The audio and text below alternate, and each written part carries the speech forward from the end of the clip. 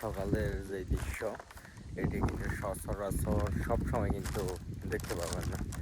আর পুরো সাজেকের আশপাশের প্রত্যেকটা পর্যটক এবং মানুষরা কিন্তু একদম ঘুমিয়ে আছে। এখন বাজে 5টা 10 মিনিট। তো পুরো সাজেকের যে সৌন্দর্য সেটা দেখে কিন্তু বেশ সময় কিন্তু সকালে। তো যারা আসবেন অবশ্যই খুব ভোরে ওঠার চেষ্টা করবেন। খুব ভোরে উঠলে আপনি যে সৌন্দর্য পাবেন সেটা কিন্তু ঘুম থেকেও না উঠলে দ্রুত তাহলে মিস করবেন। বিশেষ করে শীতের সকালে মেঘগুলো কিন্তু খুব কমই থাকে অন্যান্য সময়ের তুলনায়। পাহাড়ে আসার বেশ সময় কিন্তু বৃষ্টিতে, কিন্তু সাজেকের বর্তমান সময়ে ওয়েদার পুরোপুরি ভিন্ন।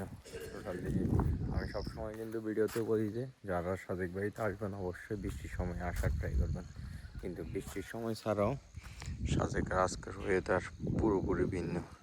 পুরো আকাশ লালচে একটা আবহাওয়া, এমন একটা ওয়েদার কিন্তু দেখা ভাগ্যের ব্যাপার। যারা আসবেন অবশ্যই এমন সৌন্দর্য উপভোগ করার জন্য খুব ভোরে উঠতে হবে।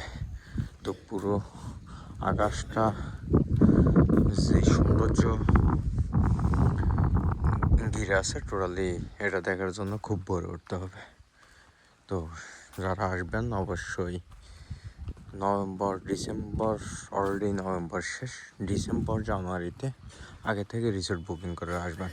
কারণ এখন যেহেতু বিভিন্ন জায়গায় বা বিভিন্ন ভার্সিটি বিভিন্ন এগুলোতে হচ্ছে যে পরীক্ষা চলতেছে, পরীক্ষা শেষে কিন্তু সারা দেশের সবগুলো পর্যটন স্পটেই একটা ভিড় থাকবে।